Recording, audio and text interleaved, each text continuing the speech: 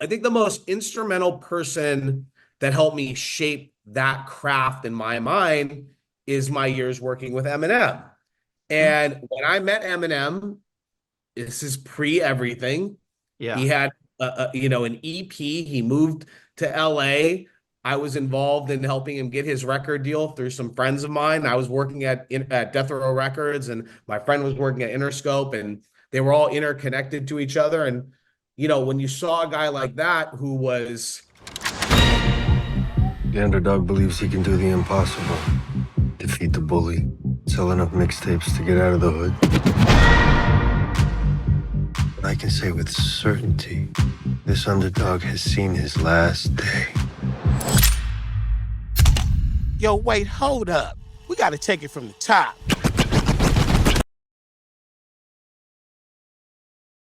hey, how are you? David, what's going on? What's up, man? Nice to meet you. How you doing? You too. I'm doing well. How about yourself? I'm doing good. Hang on, I'm just turning off my phone. 1 second, brother. No worries. Good reminder to get those silence notifications. I get those too. I know, you got to do it. Cool. Sorry, buddy. No Nice worries. to meet you. You too. Where are you at currently? Malibu, California. Oh, how are things there, man? After, all that devastation is especially in Malibu, right? It hit you guys out there. Yeah, I mean it's been a really, really hard to get back to normal. I mean, it was chaotic for like 30 days plus, and now it's the aftermath of all of that. So it's just a little bit wild. It's a little bit slow. I moved here about 6 years ago, Huh? and right now it's just like not a lot going on. They're trying to rebuild. The roads are closed. Restaurants are still closed. Like it's a different Malibu than I've ever known. I can only imagine. I saw the videos and pictures, but actually being there and living Sure. there, that's a whole different story. So, I Yeah. mean, all you can do is just try to day by day, right? Take it day by day. Day by day, we're gonna hopefully get back to normal. I mean, I think we're looking at like at least 5 years before anything really Really? feels remotely normal. But Oh, that's wild. I need to get back out there to LA. I haven't been. where are you? I'm in Chicago. Okay, cool. Yeah. Nice. It's been I a lot of lived in LA, so I came out and yeah. came back home, pandemic hit and things dried up out there. And then one sort of thing led to another. I kind of stuck around, but I still have my stuff in storage in LA, man. It's like it's time to get back there. Yeah.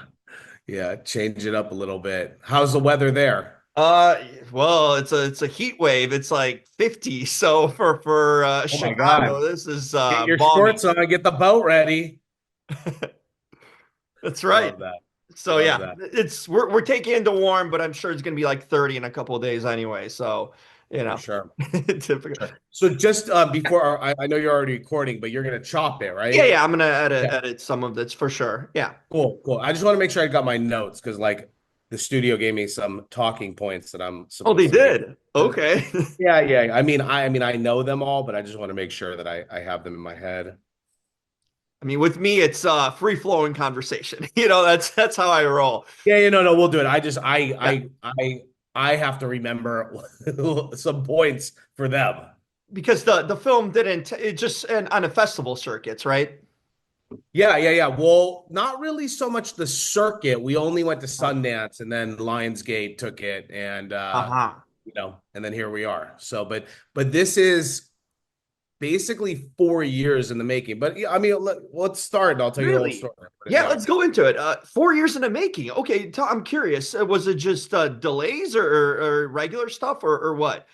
No, there was no real delays. I mean, honestly, I think the movie moved pretty fast, even though it was like 4 years from the day Too Short and I heard the pitch from Ryan Fleck and Anna Boden Uh-huh. to movie actually coming out on April 4th. So I don't think that that's that long. It was, setting up and selling the film, casting it, shooting it, and then there was an in-between time between the time that we shot it, finishing the film, and then taking it to Sundance. And then after Sundance, it was kind of just like it got bought, and then it was waiting for the release date, really. Mm-hmm. And then Lionsgate picked it up at some point Yes. too, right? Yes. Which is Yeah. it's a good distributor, man. I feel like this sort of movie like this is right up their alley. Like sometimes you just need to align. I'm sure you know this obviously better than anyone. Align with a good company that sort of does things like this. And from what I've seen from the trailers and that, I'm like, this feels like a Lionsgate sort of production. It most definitely is a Lionsgate film. It is a action-packed comedy drama that is a period piece in 1987, and it's really the tone of the underdogs of Oakland fighting, corrupt cops, gangsters, Nazis, thieves. It involves basketball and hip hop and music, and it's all interweaved together into a couple short stories that all culminate in the end in one big crazy ending where all the stories tie in together. I like to say to people, if Yeah. you liked Pulp Fiction and you liked Stranger Things and you liked gangster movies, this is the movie for you because it has a little bit for everybody. You got basketball, hip hop, gangs, corrupt cops. It's such a wide range of stuff. And you have to remember Anna and Ryan, who wrote and directed the film, they Mhm. did a little movie. Well, we won't call it a little movie, a big major movie called Captain Marvel, which was the highest grossing Marvel movie of all time. And so for them to come and do a smaller, more heart to heart piece that's like a piece of their, creative process and to bring Short in on this project, it was quite a wild thing. I'm curious to see it because, like you mentioned, the rap and the hip hop and the basketball. That's an Oakland thing, too. Yeah, I was watching like a for sure. documentary recently because the All Star game was there, and about the history of Oakland with basketball and sort of hip hop. Who were the originators from there, and it was just fascinating how it was part of introducing it to the wider culture. What came out of Oakland. So that's interesting that you have this in this movie. Yeah. Yeah. We got lucky because just to give you a little bit of background, Yeah. I own DWE Talent Management, which is a production management marketing PR firm. And my background is of a talent agent. So I spent a few years at William Morris Agency, and then I Mhm. spent 6 years at UTA as a motion picture talent agent. When I left UTA, I took a lot of my clients and I opened my own management production house, which mostly focused on documentaries and non-scripted television shows and pop culture representation of rappers, actors, rock stars, reality stars, influencers. So, Uh-huh. being that I have this long history of crossing over many rappers into mainstream film and television, this kind of fit in right with what we were doing. So I signed Too Short, the rapper, the legend, the king of Bay Area music, about 17 Uh-huh. years ago.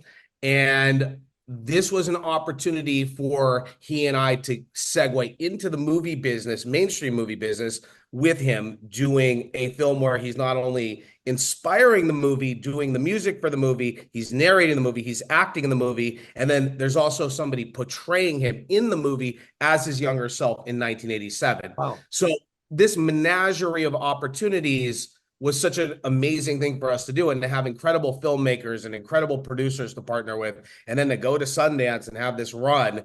It's not just a movie to us. It really is a piece of history and the movement that we're a part of. Yeah, a cultural thing, right? Sort of a flashback, to a time and place, too, a specific in a sense time and place, because Oakland has its own history in that way. Oakland is its own character in this movie. Well, that's even better said. I bet that Have you ever heard the term Oaklandish?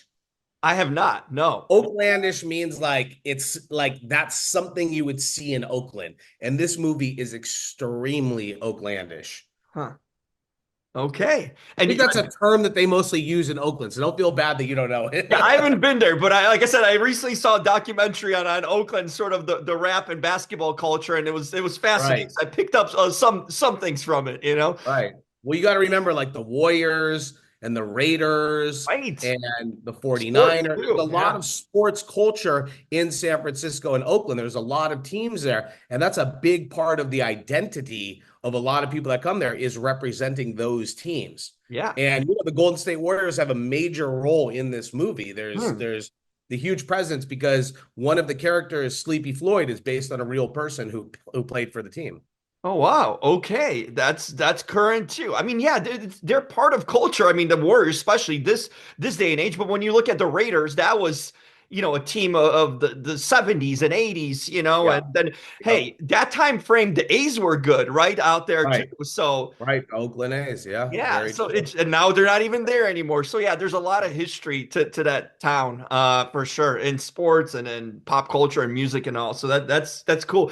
And you guys have a hell of a cast too, man. I looked Yeah. through like, how It did is you pull wild. some of that off, Dave? Well, luckily, when you have great writers and directors Hmm. and you have a real big budget film, and not only you have material that people are responding to, the cast will come. I think that you kind of almost have to fight off certain people Hmm. because there's so much opportunity and people want to be in a movie like this. But, you know, Pedro Pascal, Jay Ellis, Ben Mendelsohn, Yeah. Normani, Tom Hanks, Too Short, Simba, Dominique Thorne. It's a very well-rounded cast of really unique people that all have a piece of what they wanted to inspire for the Oakland cool factor. Hmm. Uh, this is a movie that I think that there's a little bit for everybody in it. If you're into punk rock, if you're into rap, if you're into basketball, if you're into crime, there's a little bit of everything all tied in together. And I won't even talk to you about the ending because even when I finally saw it, the script couldn't even let you imagine what it was really going to be. And even the deck of looking at how the movie was going to end, trying to understand it, when you finally see it, it's so crazy and so left field and unexpected that I think people's minds are just going to be blown. That's wild. And you guys have a theatrical set already? Yes. Yeah. It's coming out April 4th Okay, soon. nationally. And I don't have the streaming date yet, but I mean, it's something you should definitely try to see in the theaters first. Oh yeah, for sure. There's nothing still like a movie going experience. I got the whole AMC pass, so like forces me to go and see stuff in theaters, and it's just an Yeah. experience, How man. I feel like how many do you go see a week? I see one. I try to see One? one a week. So I feel Yeah. like with scheduling and all that, it's like I make a commitment to go like on a weekends usually or something, check out one movie a week, Right. It's still something about it, that's one of like a communal experience to see a movie on a big screen. No matter what, we have our, tablets and phones. We can watch it anywhere. And it's easy, especially for me. I get links to stuff to see, but I'm like, Yeah. you know what? I'm making that trip to enjoy something in a theater. Kind of get away, put the phone away for 2 hours, and it's one of my favorite things to do. Do you feel like when you watch it on a link though and you're at home, do you really focus on it or do you get sidetracked with Of course, I get everything else? sidetracked. It's a Yeah. natural thing, like Yeah. I had like especially now the awards season was there, and all these like movies are up for awards. I was getting links to it. I'm like, damn, you know what? I think I'm gonna go see one of them rerunning it in a theater because I'm just always distracted, grabbing something to eat. Someone calls or texts. It takes Right. me to watch a 2 hour movie probably 4 hours, Right. legitimately. Right. Were you surprised by the winners? Um, you know what? I was surprised how Honora sort of took it all in Yeah. a lot of way. I mean, there was hype around it in award season, but I thought they were sort of on an even footing with a lot of films. And then when it just got closer and closer and they turned it up, so it was somewhat surprising. And usually, when it comes to Oscars and stuff, it's usually pretty predictable. So I felt like this year it was a little bit of a wrench. And I think some of it had to do with the controversies that were going on with Amelia Perez and all that too. So Yeah. there's a Yeah. shift, in the industry too. But yeah, it's actually interesting to see a movie like that get Best Picture. About a smaller I haven't indie. seen it yet. I'm dying to see it, but one of my dear friends was the star of Sean Baker's last movie, Red Rocket, which is Simon Oh Rex, who's yeah, been a Simon Rex. friend and Yep. client of mine for many years, Oh, and wow. that was an incredible film, and I think that that one deserved a lot of praise. So I think that the more and more the indie guys could come into this world and really showcase that they're playing on the same field as these studio films, that's an amazing accomplishment. That's a film that a lot of people be like, it's how do they get it to win? How do you get it over the edge?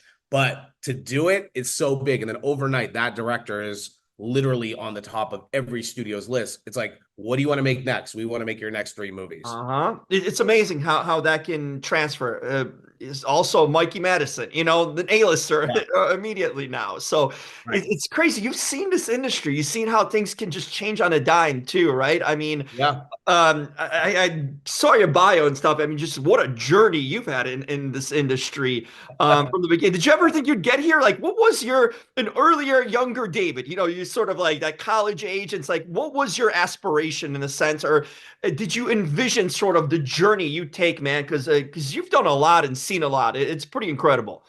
Well, the journey is still ongoing. Yep. And I haven't hit all of my goals. And I don't think you ever will hit all of your goals. You always want to strive to do more and more. But, when I wanted to become an A&R at a major record label, like I was able to accomplish that at Interscope and Death Row and working for Eminem.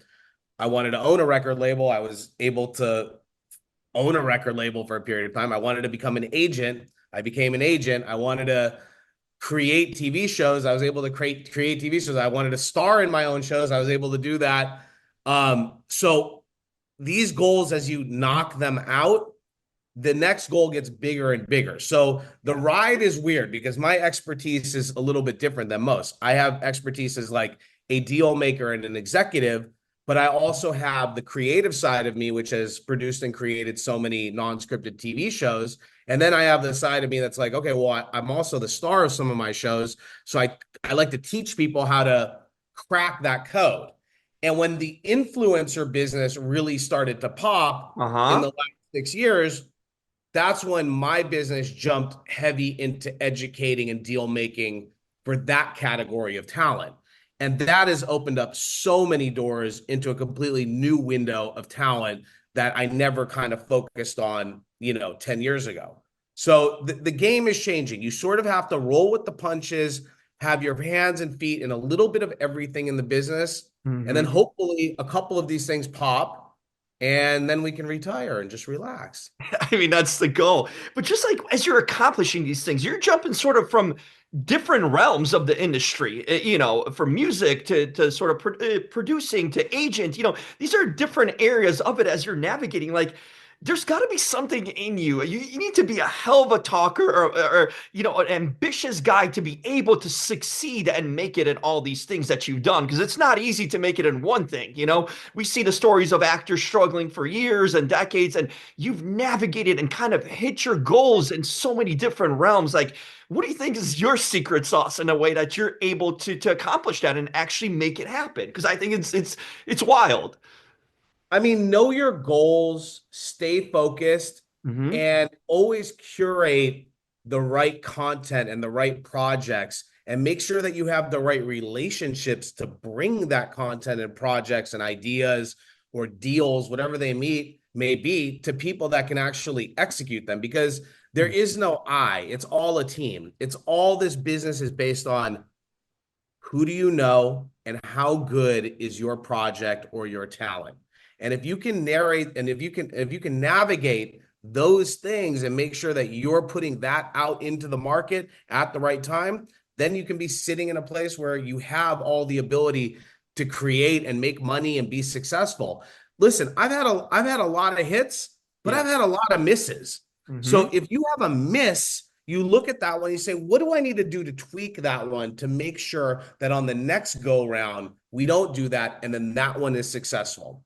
Another thing I'm going to tell you too, no matter what, never look at your project as it's the biggest thing in the world, or it's going to be the biggest hit, or you're going to blow everyone's mind. I know that I'm saying that here about Freaky Tales. Yeah. But you have to have your own sort of downplaying inside of what the project can be, because it's so much sweeter when everybody recognizes it and it's a hit and people want to see it and people are like, oh my God, you made that, or oh my God, you're a part of that, whatever it might be. And that is such a sweeter thing to have when you have the success. Like, I know in my heart of hearts that Freaky Tales is an incredible film and I'm blessed to be a part of it. But when the audience sees it and everybody reacts to it, that's really when the goal will be accomplished in my mind. Right. Because there's only something, but the audience at the end dictates it, who sees it, who doesn't, and it has to do with the success of the overall project. It's so many Yeah. films have been great, but haven't been seen or noticed, and we don't hear about them, versus sometimes films haven't been good, but the audience is packed to see And it. It's a everyone knows it's success. crazy. It's a It's crazy crazy. industry. But that's where like the visibility is so important. Yeah. When you're putting together a cast, it's like you got to have a cast that brings in all kind of different audiences. And especially, and not to go back to Freaky Tales, but on this film, bringing in Too Short as a marketer and a narrator and a inspirer and somebody to help push the movie because it's a Bay Area movie, that was a huge unique opportunity for him. Yeah. It's not every day that a movie like this comes across your desk and it's like, come join us on this ride. We're really big filmmakers. Come and do this part for us. And it really became a very collaborative, endeavor. All of us were involved in a lot of steps all along the way in helping to get this thing made. Mm-hmm. Yeah. Oh, yeah. It's a group effort, man. The amount of people, as takes to make a movie happen. Even indies, it's a team effort. It's like sports. I always compare it to sports. You can have a great player, but you still need that team around you. You need the sixth man. You need the bench guys to contribute because you can't Right. outscore another team. So. Right. It's just such a collaborative effort, to make, and just the difficulty of making something happen and have it pass. There's so many layers that things need to go through to actually have a movie come out. It's Yeah. amazing. Yeah. It's As you've crazy. seen that too. You mentioned sort of connections and that in industry, and now it's like you said, the industry changed. People are creating their own content on social media and YouTube and that, and sort of becoming stars of their own. You watching this sort of process over the years, what do you feel? Like, is this sustainable? Like, is this the new way of the world that, there's sort of stars are created on their own through that social media, that they have their own platforms to sort of, pitch themselves, especially as someone who was an agent, in the past? Like, what is your sort of look at the I think current it's landscape? well, look, I mean, I'm gonna say two things. There's two parts of this. I think there's an overabundance of content that's Yes. out there. And some of it is amazing, but some of it is really bad and not good for the world and not good for people to see, not good for the kids. Mhm. But you can't control it now. There is no like gatekeeping of content because everybody in their phone has their own movie studio and Yeah. their own way to put their content and distribute it out there. I think that it's hard to define what real talent is because you see so much of it now so quickly. So it's based more on fads or views or likes rather than what somebody's true talent is. There's a lot of talented people that nobody gets to see, and a lot of untalented people that people get to see every day in their face. But now you have to adjust how you look at it. Is the untalent a business? Now, if you were to look at a lot of our clients, Hmm. I have extremely talented people. I have people that you might say are controversial, but controversial mixed with talent opens a springboard of an opportunity to create businesses. That is something that I have been an expert in since day one. I have never been afraid to have the controversial client, to create brands for the controversial client, to make noise with those clients. And I think today you just have an influx of people that grew up on reality TV, and Right. the reality TV business is what inspires the influencing business because basically you have your reality show that you're in control of. So everything that I did when I said, hey, I'm going full time into non-scripted documentaries, reality shows as what I would call pop culture television, some people thought it was crazy because technically I was like a motion picture talent agent.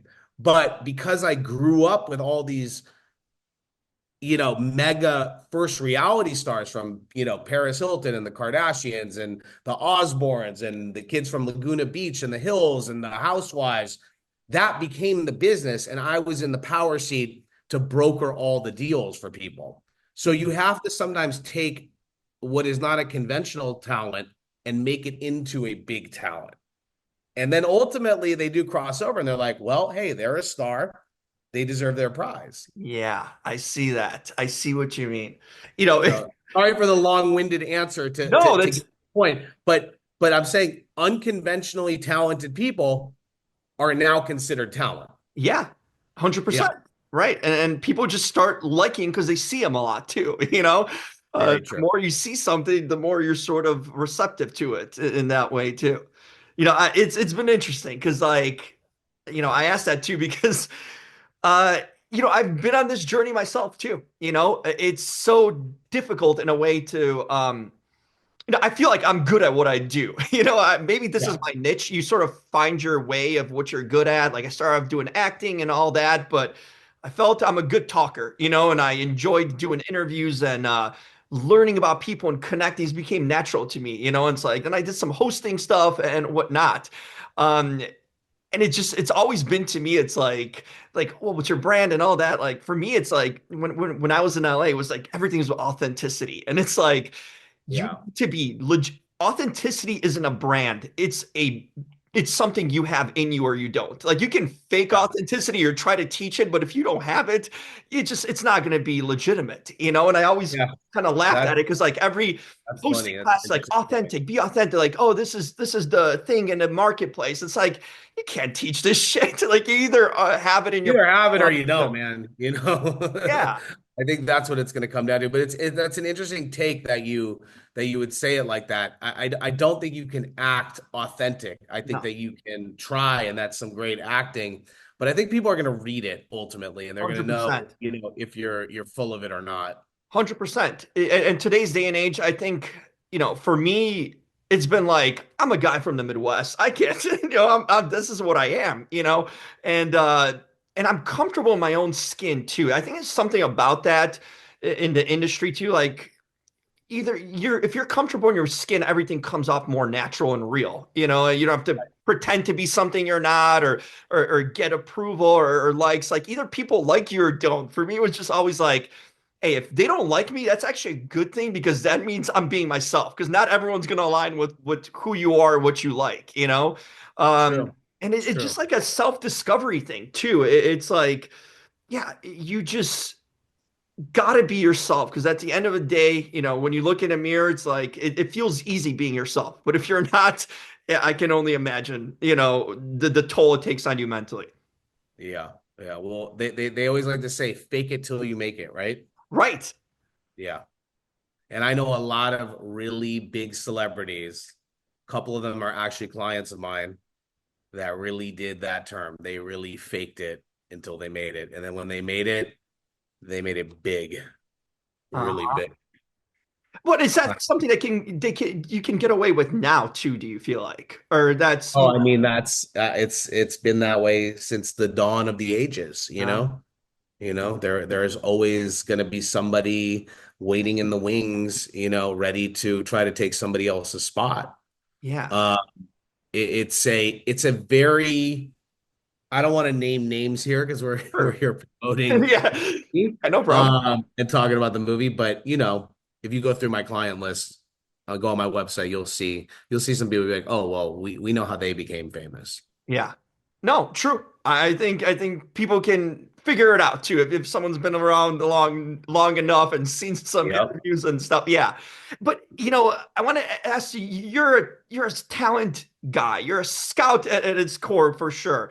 What do you how do you know when someone's talented? Like for you personally, like when you see it, like let's say you strip away the especially now the views and social media following and all that stuff. Like, how do you know when you meet someone like this person has it, right? They something looking for that it. Like in sports, you look for that special talent or you see it. Like, do you see talent immediately or does it take you time? I'm curious sort of No, how you pluck it I away. think that you're going to see talent almost immediately. I mean, once you take away the views and the business and the Yeah. celebrity and whatever that may be. And like it comes down to raw emotion, whether it be acting, singing, rapping, creativity and editing and cutting and even coming up with ideas and concepts. All of those things are various forms of talent. It's going to come down to like, how original are you? How unique is your voice? How cutting edge is that voice? Mhm. And do you see that person like maybe they're a diamond in the rough and they just need to be launched properly? And if we can do that, I think you can evaluate all different kinds of talent. I mean, I get a lot of submissions from Mhm. people that want to work with my company, probably get like 50 to 60 a week of just Wow. raw cold emails, sending a headshot, sending a tape. I want to do this, I want to do that. And maybe 4%, 5% we actually can get back with because I'll see something that's like worth having a discussion about. Uh-huh.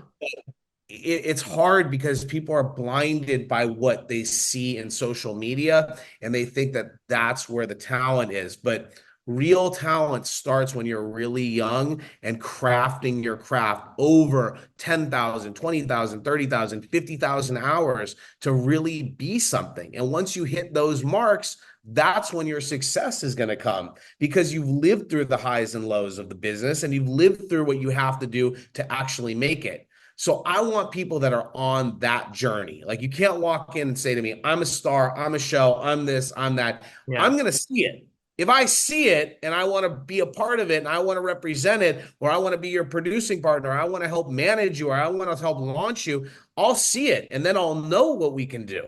And I mean, listen, I don't need to go to my credibility. I mean, I've seen it from day one,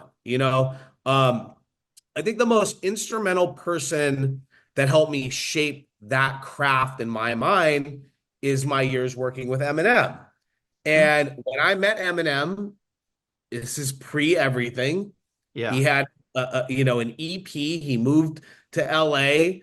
I was involved in helping him get his record deal through some friends of mine. I was working at Death Row Records, and my friend was working at Interscope, and they were all interconnected to each other. And when you saw a guy like that who was raw, gritty, unchallenged talent, and to see him grow the way that he did, he didn't even believe in himself at that moment or know that he was going to be a star. But everybody around him knew how instrumental his life and career was going to be from the minute I met him. Wow. I remember sitting with him at the House of Blues the week before his album came out. He was doing a show.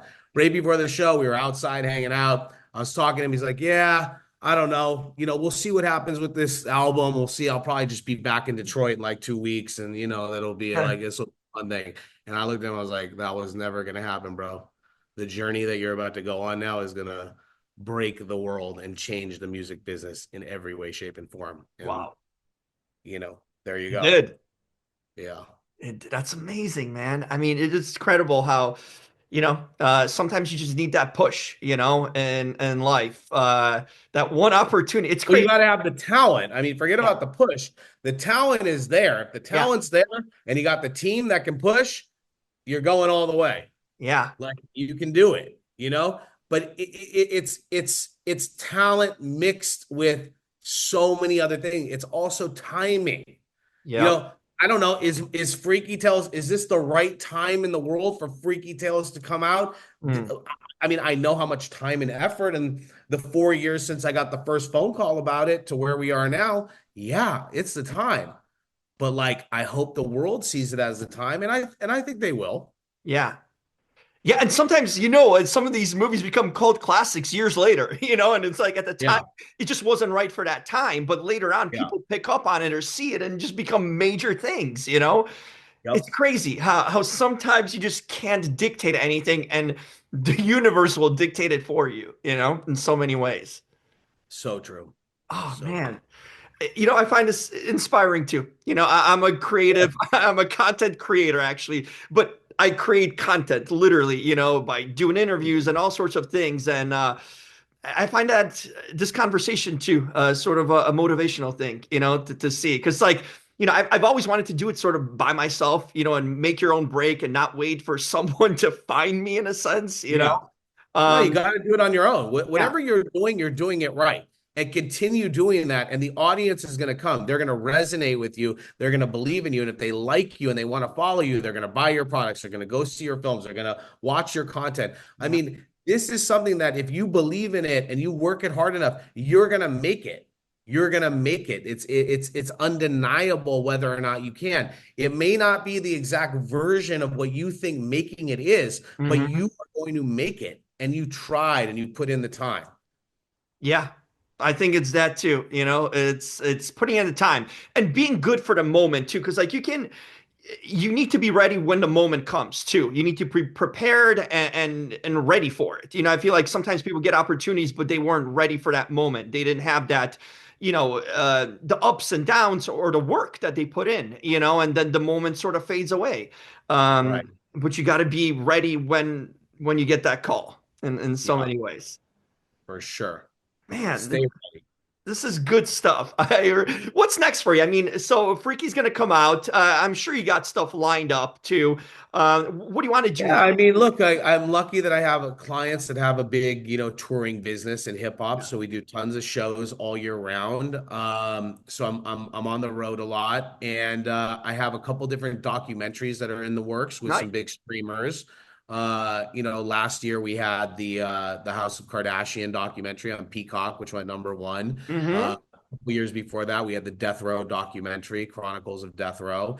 And I stay busy with, all of our non-scripted business and non-scripted stars that we manage. We manage, I would say like 40% of all the biggest non-scripted star, and that means reality stars in the entire game, from the Housewives and Love and Hip Hop and 90 Day Fiance and, Kardashian adjacent and talk show hosts and all these different people that do non-scripted TV. That's a big business for us. And right now, we're really digging out and opening up more into our influencer space. We work with Trisha Paytas and Tana Mongeau, and we're really trying to hone in on more of the influencer brand space and then crossing many of them into mainstream film and television. Uh-huh. Okay. So you're doing things and you're ahead of the curve. It looks like you're with the industry, where it's heading and all sorts of things. And it's why you've been successful. It's you can see why, because just from talking to you and stuff, you're innovative and ahead of the curve. And this is an ever evolving industry, man. It changes from literally month to month. It's wild. That's true. That's true. So be ready. Yeah, that's so well. So anything you want to say? So the film's coming out April 4th, right? In theaters April everywhere. 4th. Yeah, the premiere is next week in Nice. Oakland on March 19th. So we're going up to the Bay. We're doing the premiere and the whole cast is coming out. And then, just big press run for the talent and the producers. And then we're having a big party at Coachella. Oh, The nice. opening night of Coachella, April 10th. We're having a Too Short Freaky Tales Maxim party to Ooh, open Coachella 2025. So I can come on only imagine. out. I can only imagine the fun it's going to be at that Yeah, one. that's gonna be a wild one. Amazing. And do you want to share your social media anywhere people can reach Yeah, connect? so my personal is at Sir David Weintraub on Instagram, and my business is at DWE Talent.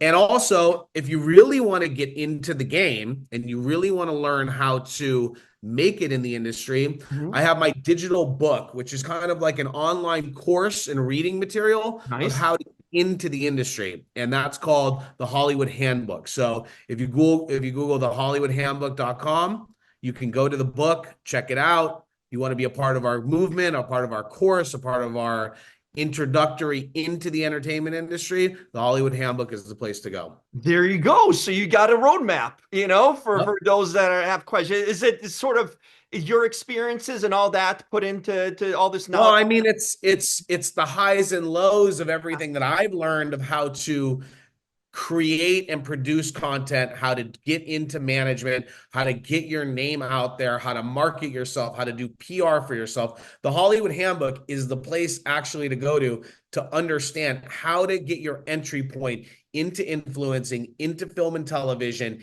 and into just becoming famous. Yeah. If you want to learn how to become famous, the Hollywood Handbook is the way to go. There you go. Best pitch I've heard, David. Awesome. Hey, Awesome. I got a quick question for you. I'm going to stop recording right now. So we got this in. You know where to find them. And man, the film will be out, Freaky Tales, April 4th. So there it yes. is.